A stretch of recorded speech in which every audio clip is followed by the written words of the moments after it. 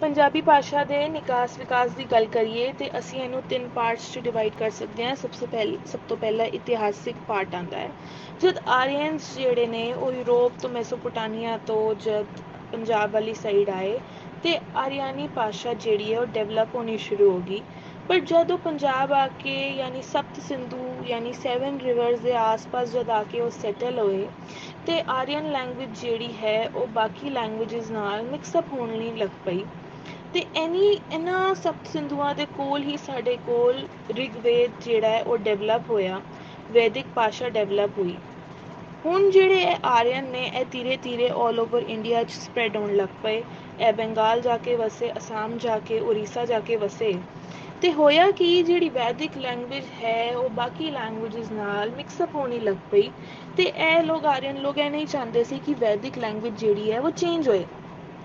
ਸੋ ਇਹਨਾਂ ਨੇ ਕੀ ਕੀਤਾ, ਸਭ ਤੋਂ ਪਹਿਲੇ ਇਹਨਾਂ ਨੇ ਗ੍ਰਾਮਰ ਯਾਨੀ ਵਿਆਕਰਣ ਦੀ ਐਸਟੈਬਲਿਸ਼ਮੈਂਟ ਕੀਤੀ ਅਤੇ ਦੇਸੀ ਔਰ ਕਾਮਨ ਸ਼ਬਦਾਂ ਨੂੰ ਵੈਦਿਕ ਲੈਂਗੁਏਜ ਵਿੱਚੋਂ ਕੱਢ ਦਿੱਤਾ ਸੋ ਦੈਟ ਵੈਦਿਕ ਲੈਂਗੁਏਜ ਗ੍ਰਾਮਰ ਦੇ ਹਿਸਾਬ ਨਾਲ ਚੱਲੇ ਤੇ ਇਹਦੇ ਨਾਲ ਕੋਈ ਮਿਕਸਿੰਗ ਨਾ ਹੋਏ, ਕੋਡ ਮਿਕਸਿੰਗ ਨਾ ਹੋਏ।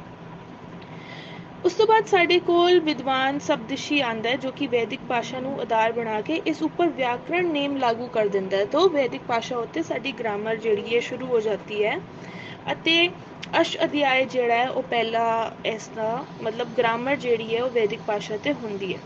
ਸੋ ਹੁਣ ਕਹਿ ਸਕਦੇ ਹਾਂ ਕਿ ਆਮ ਬੋਲਣ ਜਾਣਨ ਵਾਲੀ ਭਾਸ਼ਾ ਜਿਹੜੀ ਹੈ ਉਹ ਅਲੱਗ ਹੈ ਅਤੇ ਸ਼ੁੱਧ ਵੈਦਿਕ ਭਾਸ਼ਾ ਜੋ ਹੈ ਉਹ ਧੀਰੇ ਧੀਰੇ ਕਰਕੇ ਸੰਸਕ੍ਰਿਤ ਦਾ ਜਿਹੜਾ ਹੈ ਸਾਡਾ ਫਾਰਮ ਲੈ ਲੈਂਦੀ ਹੈ। ਹੁਣ ਅਸੀਂ ਜਿਹੜਾ ਭਾਸ਼ਾ ਦਾ ਨਿਕਾਸ ਵਿਕਾਸ ਹੈ ਉਸਨੂੰ ਅਸੀਂ ਪੋਲੀਟਿਕਸ ਨਾਲ ਜੋੜ ਕੇ ਦੇਖਾਂਗੇ ਕਿ ਕਿਹੋ ਜਿਹਾ ਪੋਲੀਟੀਕਲ ਸਿਸਟਮ ਰਿਹਾ ਤੇ ਉਸ ਤੇ ਲੈਂਗੁਏਜ ਦਾ ਕਿਵੇਂ ਅਸਰ ਪਿਆ। ਹੁਣ ਲੇਟਰ ਔਨ ਕੀ ਹੁੰਦਾ ਹੈ ਕਿ ਪੰਜ ਪ੍ਰਕਿਰਤੀ ਦਾ ਜਿਹੜਾ ਰਾਜ ਹੈ ਉਹ ਪੰਜਾਬ ਉੱਤੇ ਹੁੰਦਾ ਹੈ ਤੇ ਪਿਸ਼ਾਚੀਨੀ ਪ੍ਰਕਿਰਤੀ ਜਿਹੜੀ ਹੈ ਉਹ ਚਾਲੂ ਹੈ ਤੇ ਉਸ ਟਾਈਮ ਤੇ ਪਿਸ਼ਾਚੀ ਲੈਂਗੁਏਜ ਜਿਸਨੂੰ ਭੂਤ ਭਾਸ਼ਾ ਵੀ ਕਿਹਾ ਜਾਂਦਾ ਹੈ ਉਹ ਪੰਜਾਬ ਵਿੱਚ ਬੋਲੀ ਜਾਣ ਲੱਗ ਪਈ ਹੈ। ਆਲਦੋ ਕਿਹਾ ਜਾਂਦਾ ਹੈ ਕਿ ਉਹ ਆਰੀਆਨੀ ਲੈਂਗੁਏਜ ਦਾ ਹੀ ਇੱਕ ਫਾਰਮ ਸੀਗਾ ਬਟ ਪਿਸ਼ਾਚਨੀ ਭਾਸ਼ਾ ਵੀ ਉਹਨੂੰ ਕਹਿੰਦੇ ਨੇ।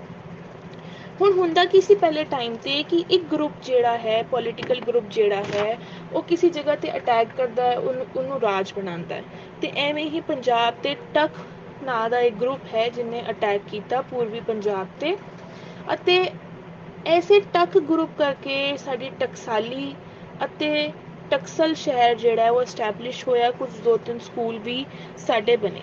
ਠੀਕ ਹੈ, ਪਹਿਲੇ ਪੰਜ ਪ੍ਰਕਿਰਤੀ ਜਿਸ 'ਚ ਸਾਡੀ ਪਿਸ਼ਾਚਨੀ ਲੈਂਗੁਏਜ ਸੀ, ਫਿਰ ਸਾਡੀ ਟਕ ਭਾਸ਼ਾ ਜਿਹੜੀ ਹੈ ਉਹ ਆਈ।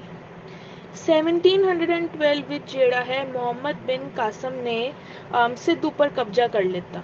ਠੀਕ ਹੈ, ਫਿਰ ਇੱਥੇ ਉਹ ਆਪਣੇ ਨਾਲ ਅਰਬੀ ਤੇ ਫਾਰਸੀ ਦੇ ਵਰਡਸ ਲੈ ਕੇ ਆਇਆ ਜਿਹੜੇ ਸਾਨੂੰ ਈਜ਼ੀਲੀ ਦੇਖਣ ਨੂੰ ਮਿਲਦੇ ਨੇ ਕਿਉਂਕਿ ਇੱਕ ਬੰਦਾ ਜੇ ਕਿਤੇ ਅਟੈਕ ਕਰ ਰਿਹਾ ਤੇ ਉਹ ਆਪਣੇ ਨਾਲ ਆਪਣੀ ਲੈਂਗੁਏਜ ਲੈ ਕੇ ਜਾਏਗਾ ਤੇ ਜੇ ਲੈਂਗੁਏਜ ਲੈ ਕੇ ਜਾਏਗਾ ਤੇ ਵਰਡਸ ਮਿਕਸ ਹੋਣਗੇ ਤੇ ਇਸ ਤੋਂ ਹੀ ਕੋਡ ਮਿਕਸਿੰਗ ਸਾਨੂੰ ਦੇਖਣ ਨੂੰ ਮਿਲਦੀ ਹੈ। ਫਿਰ 1964 ਵਿੱਚ ਸਾਡੇ ਕੋਲ ਗਜਨੀ ਰਾਜ ਆਉਂਦਾ ਹੈ ਜਿਸ ਵਿੱਚ ਸਾਡਾ ਜਿਹੜੀ ਕੈਪੀਟਲ ਹੈ ਉਹ ਲਾਹੌਰ ਹੈਗੀ ਹੈ ਤੇ ਇਸ ਟਾਈਮ ਤੱਕ ਵੀ ਸਾਡੀ ਟਕ ਭਾਸ਼ਾ ਜਿਹੜੀ ਹੈ ਉਹ ਯੂਜ਼ ਹੋ ਰਹੀ ਹੈ। ਅਲ ਬੁਰਾਨੀ ਜਿਹੜਾ ਇੱਕ ਬੰਦਾ ਹੈ ਉਹਨੇ ਇੱਕ ਬੁੱਕ ਲਿਖੀ ਹੈ ਅਲ ਹਿੰਦ। ਠੀਕ ਹੈ, ਉਸ ਨੇ ਕਿਹਾ ਹੈ ਕਿ ਲਾਹੌਰ ਵਿੱਚ ਇਸ ਟਾਈਮ ਤੇ 2 ਲੈਂਗੁਏਜਸ ਯੂਜ਼ ਹੋ ਰਹੀਆਂ ਨੇ। ਪਹਿਲੀ ਹੈ ਵਿਆਕਰਣ ਦੇ ਨੇਮਾਂ ਉੱਪਰ ਆਧਾਰਿਤ ਯਾਨੀ ਇੱਕ ਲੈਂਗੁਏਜ ਹੈ ਜਿਹੜੀ ਗ੍ਰਾਮਰ ਦੇ ਰੂਲਸ ਐਂਡ ਰੈਗੂਲੇਸ਼ਨਸ ਦੇ ਹਿਸਾਬ ਨਾਲ ਚੱਲ ਰਹੀ ਹੈ ਅਤੇ ਦੂਜੀ ਲੈਂਗੁਏਜ ਹੈ ਜਿਹੜੀ ਆਮ ਲੋਕਾਂ ਦੀ ਯਾਨੀ ਹਿੰਦੂ ਅਤੇ ਮੁਸਲਮਾਨਾਂ ਦੀ ਸਾਂਝੀ ਜ਼ੁਬਾਨ ਹੈ ਜੋ ਬਾਜ਼ਾਰਾਂ ਵਿੱਚ ਬੋਲੀ ਜਾਂਦੀ ਹੈ। ਇਹ ਗੱਲ ਉਹਨੇ ਆਪਣੀ ਬੁੱਕ ਅਲ ਹਿੰਦ ਵਿੱਚ ਦਿੱਤੀ ਹੈ। ਠੀਕ ਹੈ, ਸੋ ਅਸੀਂ ਕਹਿ ਸਕਦੇ ਹਾਂ ਕਿ ਆਧੁਨਿਕ ਪੰਜਾਬੀ ਦਾ ਪਹਿਲਾ ਰੂਪ ਜਿਹੜਾ ਹੈ ਉਹ ਸਾਨੂੰ ਗਜਨੀ ਰੂਲ ਦੇ ਟਾਈਮ ਤੇ ਦੇਖਣ ਨੂੰ ਮਿਲਦਾ ਹੈ ਤੇ ਇਹੀ ਅੱਜ ਦੀ ਡੇਟ ਦਾ ਪੰਜਾਬੀ ਦਾ ਨਿਕਾਸ ਜਿਹੜਾ ਹੈ ਉਹ ਇਸੇ ਫੇਜ਼ ਤੋਂ ਅਸੀਂ ਸ਼ੁਰੂ ਹੋਣ ਨੂੰ ਕਹਿ ਸਕਦੇ ਹਾਂ। ਉਸ ਤੋਂ ਬਾਅਦ ਜੇ ਅਸੀਂ ਇਹਦਾ ਸੈਕੰਡ ਪਾਰਟ ਦੇਖੀਏ ਵਿਕਾਸ ਦਾ ਉਹ ਅਸੀਂ ਸਾਹਿਤਿਕ ਪੱਖ ਤੋਂ ਦੇਖਾਂਗੇ। ਠੀਕ ਹੈ, ਸਾਇਦ ਬਿਨ ਸੁਲਮਾਨ ਇੱਕ ਸ਼ਾਇਰ ਸੀਗਾ ਲਾਹੌਰ ਤੋਂ। ਉਸ ਟਾਈਮ ਤੇ ਪੰਜਾਬੀ ਭਾਸ਼ਾ ਨੂੰ ਧੀਰੇ ਧੀਰੇ ਕਰਕੇ ਹਿੰਦਵੀ ਭਾਸ਼ਾ ਦੇ ਨਾਂ ਤੋਂ ਫੇਮਸ ਹੋਣਾ ਸ਼ੁਰੂ ਹੋ ਗਈ, ਹਿੰਦਵੀ ਭਾਸ਼ਾ, ਅਤੇ ਉਰਦੂ ਸ਼ਾਇਰ ਵੀ ਇਸ ਨੂੰ ਹਿੰਦਵੀ ਕਹਿੰਦੇ ਸੀ। 1008 ਵਿੱਚ ਸੁਲਤਾਨ ਨੇ ਕਵੀ ਅਬਦੁਲ ਰਹਿਮਾਨ ਨੇ ਸਨੇਹ ਰਾਸ਼ਕ ਲਿਖਿਆ, ਇੱਕ ਗ੍ਰੰਥ ਲਿਖਿਆ ਸਨੇਹ ਰਾਸ਼ਕ ਜਿਸ ਨੂੰ ਅਸੀਂ ਆਧੁਨਿਕ ਪੰਜਾਬੀ ਗ੍ਰੰਥ ਜਿਹੜਾ ਹੈ ਨਹੀਂ ਮੰਨਦੇ। ਉਸ ਤੋਂ ਬਾਅਦ ਅਗੇਨ ਮੈਂ ਕਹਿ ਰਹੀ ਹਾਂ ਹਿਸਟੋਰੀਕਲੀ ਜੇ ਚਲਾਂਗੇ ਤੇ ਸਾਨੂੰ ਜ਼ਿਆਦਾ ਬੈਟਰ ਵਿੱਚ ਕਲੀਅਰ ਹੋਏਗਾ। ਉਸ ਤੋਂ ਬਾਅਦ ਸਾਡੇ ਕੋਲ 1117 ਤੋਂ ਲੈ ਕੇ 1265 ਤੱਕ ਸਾਡੇ ਕੋਲ ਆਉਂਦੇ ਨੇ ਸ਼ੇਖ ਫਰੀਦ। ਹੁਣ ਉਹਨਾਂ ਨੇ ਜਿਹੜੇ ਸਲੋਕ ਲਿਖੇ ਨੇ ਉਹ ਪੰਜਾਬੀ ਭਾਸ਼ਾ 'ਚ ਲਿਖੇ ਨੇ, ਜਿਸ ਵਿੱਚ ਅਰਬੀ ਅਤੇ ਫਾਰਸੀ ਦੇ ਵਰਡਸ ਨੇ ਜਿਹੜੇ ਮਿਕਸ ਨੇ। ਸ਼ੇਖ ਫਰੀਦ ਦੇ ਟੋਟਲ 112 ਸ਼ਲੋਕ ਨੇ ਜਿਹੜੇ ਕਿ ਗੁਰੂ ਗ੍ਰੰਥ ਸਾਹਿਬ ਵਿੱਚ ਦਰਜ ਨੇ ਅਤੇ ਉਸ ਟਾਈਮ ਦੀ ਪੰਜਾਬੀ ਭਾਸ਼ਾ ਵਿੱਚ ਲਿਖੇ ਹੋਏ ਨੇ, ਜਿਸ ਨੂੰ ਗੁਰੂ ਨਾਨਕ ਦੇਵ ਜੀ ਨੇ ਲੇਟਰ ਔਨ ਕਲੈਕਟ ਕੀਤਾ। 1265 ਤੋਂ ਲੈ ਕੇ ਗੁਰੂ ਨਾਨਕ ਦੇਵ ਜੀ ਦੇ ਟਾਈਮ ਤੱਕ ਬਹੁਤ ਜ਼ਿਆਦਾ ਸਾਡੇ ਕੋਲ ਗੈਪ ਆਉਂਦਾ ਹੈ ਹਿਸਟੋਰੀਕਲ ਪੁਆਇੰਟ ਆਫ ਵਿਊ ਨਾਲ, ਤੇ ਉਸ ਟਾਈਮ ਦਾ ਸਾਡੇ ਕੋਲ ਕੋਈ ਡਾਟਾ ਅਵੇਲੇਬਲ ਨਹੀਂ ਹੈ। ਹੁਣ ਕਿਉਂ ਨਹੀਂ ਅਵੇਲੇਬਲ? ਕਿਉਂਕਿ ਇੱਕ ਗਰੁੱਪ ਦੂਜੇ ਗਰੁੱਪ ਤੇ ਅਟੈਕ ਕਰ ਰਿਹਾ, ਲੁੱਟ ਪਾਟ ਹੋ ਰਹੀ ਹੈ ਤੇ ਸਾਂਭਣ ਦਾ ਕੰਮ ਨਹੀਂ ਹੋ ਰਿਹਾ, ਤੇ ਸਾਡੇ ਕੋਲ ਵਿੱਚ ਜਿਹੜਾ ਹੈ ਉਹ ਟੈਕਸਟ ਹੈ ਹੀ ਨਹੀਂ। ਠੀਕ ਹੈ। ਗੁਰੂ ਨਾਨਕ ਦੇਵ ਜੀ ਨੇ ਫਿਰ ਪੰਜਾਬੀ ਭਾਸ਼ਾ ਨੂੰ ਵਿੱਚ ਆਪਣਾ ਅਧਿਆਤਮਵਾਦ ਜਿਹੜਾ ਸ਼ੁਰੂ ਕੀਤਾ।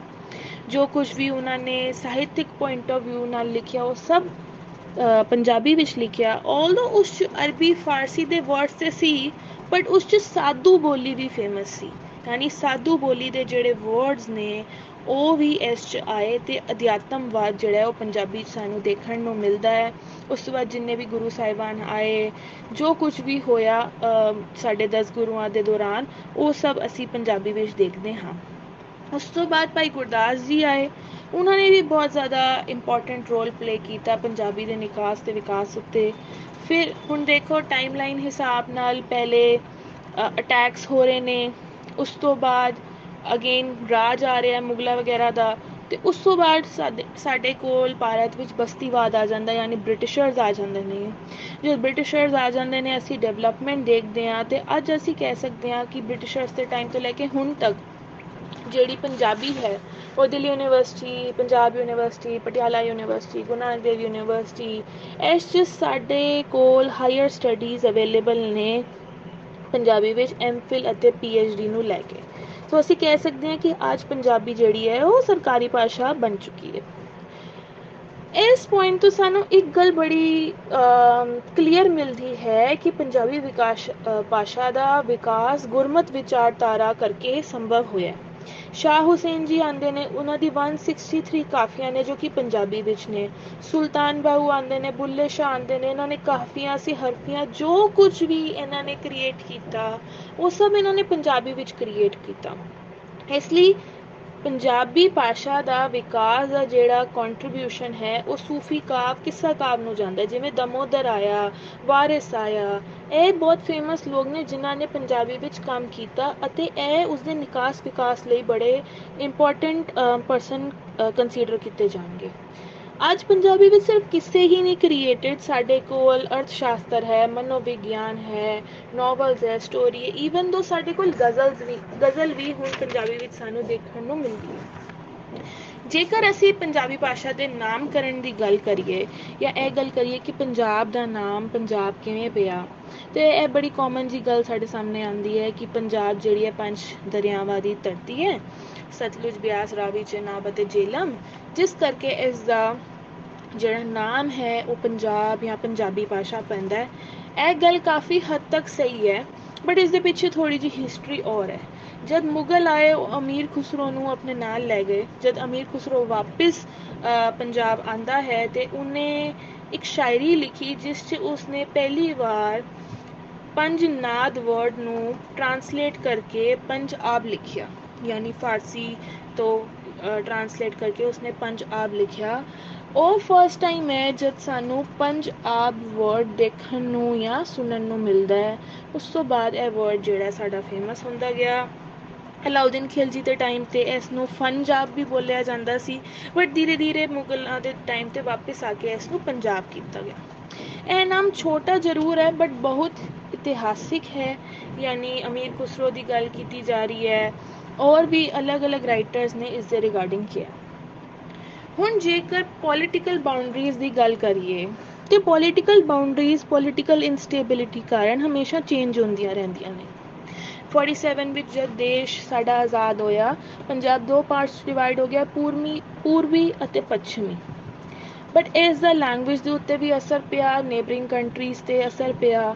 ਲੈਂਗੁਏਜ ਚੇਂਜ ਹੁੰਦੀ ਰਹਿੰਦੀ ਹੈ। ਜਿਵੇਂ ਪੰਜਾਬ ਦਾ ਹੀ ਅਸੀਂ ਇੰਡੀਆ ਦੇ ਅੰਦਰ ਦੇਖੀਏ, ਹਰਿਆਣਾ, ਹਿਮਾਚਲ, ਇਹ ਪਹਿਲੇ ਇੱਕੋ ਟੈਰੀਟਰੀ ਸੀ। ਜਿਹੜਾ ਪ੍ਰੀਵੀਅਸ ਸਾਡੇ ਕੋਲ ਇੰਡੀਆ ਦਾ ਮੈਪ ਸਾਨੂੰ ਦੇਖਣ ਨੂੰ ਮਿਲਦਾ, ਬਟ ਧੀਰੇ ਧੀਰੇ ਕਰਕੇ ਇਹ ਚੇਂਜ ਹੁੰਦਾ ਗਿਆ। ਇਸ ਪੁਆਇੰਟ 'ਤੇ ਆ ਕੇ ਅਸੀਂ ਪੋਲੀਟੀਕਲ ਇੰਸਟੇਬਿਲਿਟੀ ਅਤੇ ਉਸਦਾ ਲੈਂਗੁਏਜ 'ਤੇ ਜਿਹੜਾ ਇਫੈਕਟ ਹੈ ਉਹ ਦੱਸ ਸਕਦੇ ਹਾਂ। ਸੋ ਕੁੱਲ ਮਿਲਾ ਕੇ ਆਰੀਅਨਸ ਤੋਂ ਲੈ ਕੇ ਹੁਣ ਤੱਕ ਦਾ ਜਿਹੜਾ ਹੈ ਇਹ ਸਾਰਾ ਪੰਜਾਬੀ ਭਾਸ਼ਾ ਦਾ ਨਿਕਾਸ ਅਤੇ ਵਿਕਾਸ ਹੈ।